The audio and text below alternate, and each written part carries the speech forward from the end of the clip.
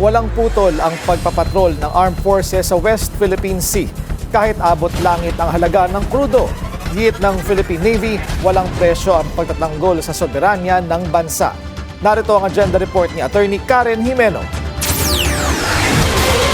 Dahil sa pinaiting na seguridad ng AFP, kaya nahuli ang 3 Pilipino na spies o nagpapasa umano ng mga sensitibong military information sa China.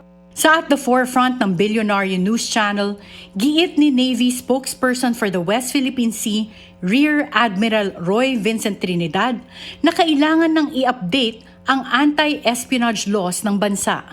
With Navy headquarters, with DND, and the third one had links to the Philippine Coast Guard. May mga kaibigan siya doon. And because of that, nalalaman niya mga usapan, nakapasok siya sa group chat, eventually sa emails, official emails. So this is also giving us reason to enhance the way we're doing things right now. Aminado rin si Trinidad na posibleng lumala ang pambubuli ng China sa West Philippine Sea habang abala ang Amerika sa gyera sa Iran. All warfare is based on deception.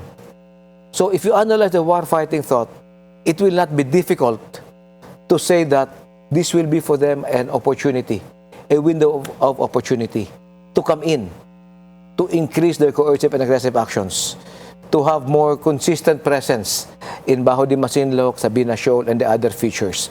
Pero paglilinaw ni Trinidad, patuloy ang kanilang pagbabantay sa West Philippine Sea kahit may krisis sa langis ang Pilipinas dahil kailangan anyang ipagtanggol ang soberanya ng bansa. Para sa agenda, Attorney Karen Jimeno, Billionaire News Channel.